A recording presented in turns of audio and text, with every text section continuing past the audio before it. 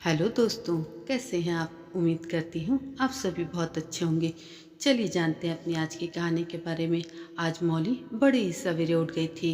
उसके बुटीक का उद्घाटन समारोह होने जा रहा था आज। मोहल्ले में सभी को उसने समारोह में बुलाया था।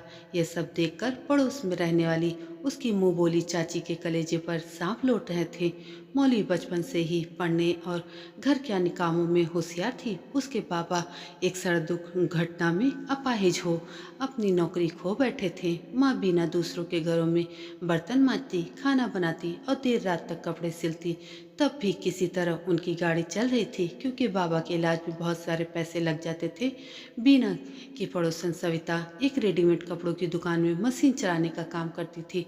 वह ज़्यादा तो नहीं, बस 10वीं पढ़ी थी, लेकिन अच्छा कमा लेती थी। मौली ने कई बार अपनी चाची से उसकी दुकान में इसी तरह का काम दिलवाने को कहा, पर चाची कहती कि एक तो लड़की जात, दूसरा दुकान पर जाकर काम करेगी, वहाँ पर 10 तरह के लोगों का आना जाना होता है। कोई ऊंच नीच हो गई तो मैं क्या करूँगी? और फिर ये काम बहुत मेहनत का भी है ना बाबा।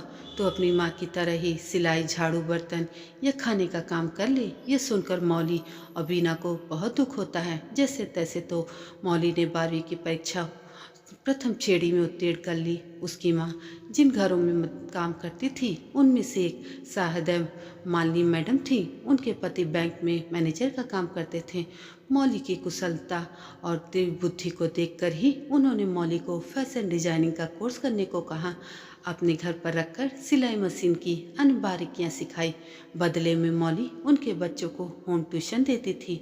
धीरे धीरे मौली और बीना का संघर्ष और मेहनत रंग लाई। मौली ने अपना कोर्स पूरा कर लिया। अब जरूरत थी थोड़े रुपयों की, जिससे कि बुटीक का थोड़ा बहुत सामान खरीदा जा सके। मौली ने मालिनी मैडम की पति की मदद से बैंक से लोन लिया। फिर कुछ मशीनें, कपड़े, लैस जैसी बेसिक चीज़ें खरीदी और एक सहायिका रखकर अपना काम शुरू कर दिया।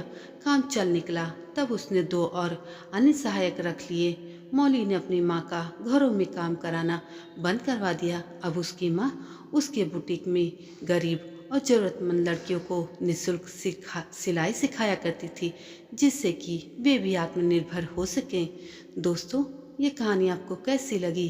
कमेंट करके ज़रूर बताइएगा, और ऐसी ही अन्य कहानियों के लिए मेरे चैनल को सब्सक्राइब भी ज़रूर कर दीजिएगा।